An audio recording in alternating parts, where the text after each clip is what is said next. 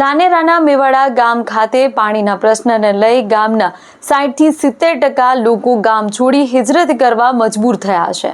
ધાનેરાના મેવાડા ગામમાં પાણીના પ્રશ્નને લઈ ગામમાંથી 60 થી 70% લોકો ગામ છોડી હિજરત કરી બીજે વસવાટ કરવા માટે મજબૂર બન્યા છે।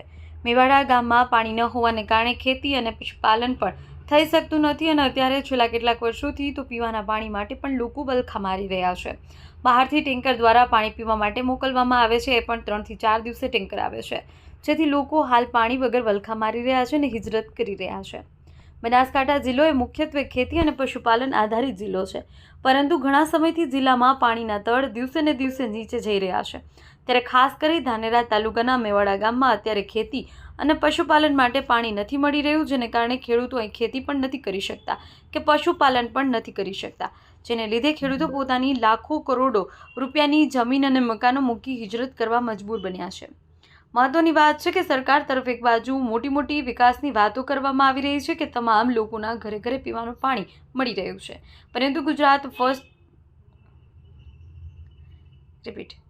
પરંતુ રિયાલિટી ચેકમાં કંઈક વાસ્તવિકતા અલગ જ જોવા મળી છે।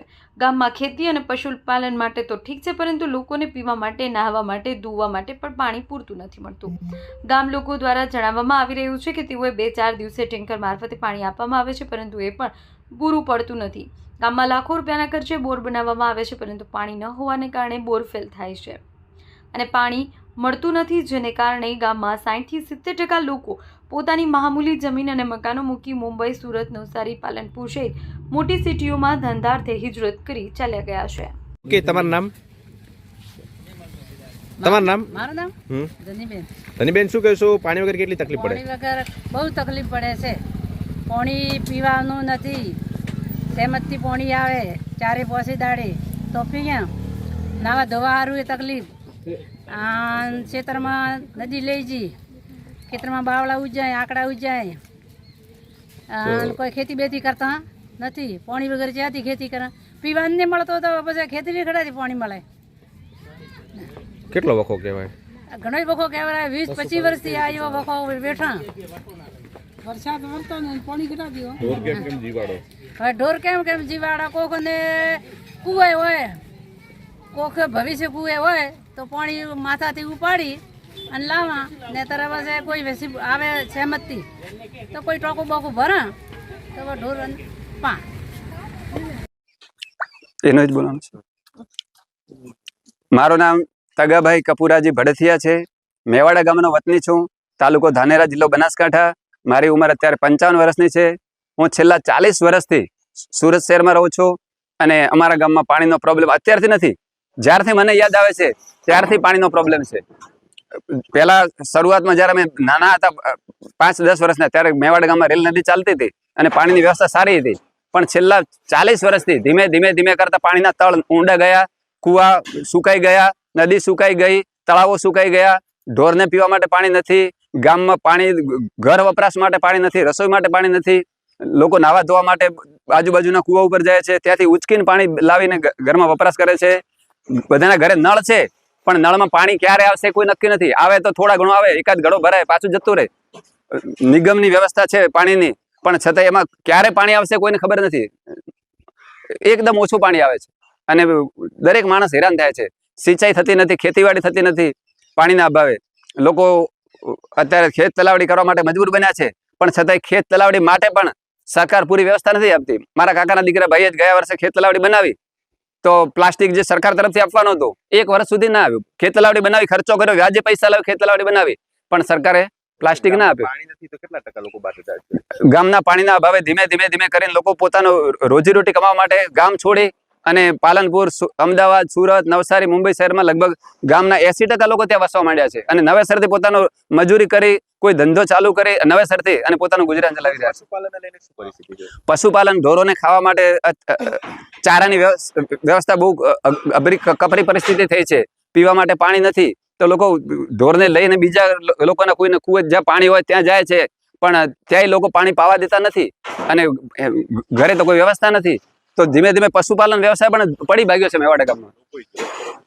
અહીંયાથી લોકો ઢોર ડાંગર વેચી, અમુક મફત લોકોએ ગાય આપી દીધી, ભેંસ મફત આપી દીધી અને ગામ છોડીને નવો વ્યવસાય ચાલુ કરે છે લોકોએ। ઓકે. અત્યારે 80% લોકો બહાર રહે છે. અહીંયા પાણીની બહુ મોટી સમસ્યા છે, પશુપાલન વ્યવસાયમાં બહુ મોટી સમસ્યા છે અને લોકો ધીમે ધીમે સિટી તરફ ભાગવા મળ્યા છે. અને મને એવું લાગે છે કે આવનારા સમયમાં ગામમાં મને લાગતું નથી ખાલી ગંઢિયા મા બાપ કોઈ સેવા કરવા વાળું સાહેબ નહીં હોય, કારણ કે એ ગંઢિયા મા બાપને ખવડાવવું તો ખરી ને, માણસને ખવડાવવું કઈ રીતે એમ, તો છોકરાને ગંઢિયા મા બાપને છોડીને જવું પડશે, કારણ કે પાણી નહીં તો અહીં શું કરશે એમ. પશુપાલનની વ્યવસ્થા પાણી વગર સાહેબ ચાલે એવું નથી એમ. તો સરકારશ્રીને મારી વિનંતી કે જો આ મેવાડા ગામની અંદર અથવા આજુબાજુ ધાંધ્રા તાલુકાની અંદર જનાલી ગામ તમે જુઓ તો એકદમ બિલકુલ પાણી નથી. ત્યાં તો લોકોને ટેન્કર દ્વારા પાણી રોજે રોજ લાવવું પડે. જનાલી છે, એટા છે, ભાટીપ છે. શું પરિસ્થિતિ છે? સાહેબ પશુપાલનને લઈને બહુ ખતરનાક પરિસ્થિતિ છે. અહીંયા પશુપાલનને એટલો વ્યવસાય લોકો 4 જે ઢોર રાખતા હતા એની જગ્યાએ 1 ઉપર આવી ગયા છે, બરોબર. અને ઘાસ, હુકા ઘાસ ચારો અત્યારે એટલો મોંઘો થઈ ગયો છે ને. પહેલા તો ઘાસ વાવતા ચોમાસું હતું તો અત્યારે ચોમાસામાં વરસાદ એટલો બધો હોતો નથી, એટલે લોકો બહુ પીડાય છે એમ. ઓકે, તમારું નામ? મારું નામ કીર્તિ પુરોહિત છે. હું મેવાડા ગામનો વતની છું, ધાનેરા તાલુકાની અંદર. આજે મારા ઘરે લગ્ન પ્રસંગ છે, તો મીડિયાના માધ્યમથી જાણ કરું છું કે પીવાનું પાણી નથી. મારા ઘરે મહેમાનો આવી રહ્યા છે, પીવાના પાણી વગર મારો પ્રસંગ કઈ રીતે થશે? અને તળ ઊંડા જવાથી પાણી બિલકુલ નથી. અને ખરેખર આ પાણીની વ્યવસ્થા સરકારે કરવી જોઈએ, નિયમિત પાણી આપવું જોઈએ. 5 દિવસે પાણી આવે એમાં નહીં ચાલે. અત્યારે લોકો ગામ છોડીને જઈ રહ્યા છે, આટલી પરિસ્થિતિ શું છે? હા, પાણી નથી એટલે લોકો હિજરત કરી રહ્યા છે, અને ત્યાં પણ મંદી છે, એટલે ગામમાંથી લગભગ 70-80% લોકો ગામ છોડીને જતા રહ્યા છે. એનું મૂળ કારણ છે પાણીની વિકટ સમસ્યા. મારું નામ પોપટભાઈ પુરુષ છે, મેવાડાનો હું વતની છું. અમારા ગામમાં સમસ્યા બહુ છે. પીવાના પાણીની સમસ્યા છે, પશુ માટે સમસ્યા છે, ખેતીવાડી માટે પાણી નથી.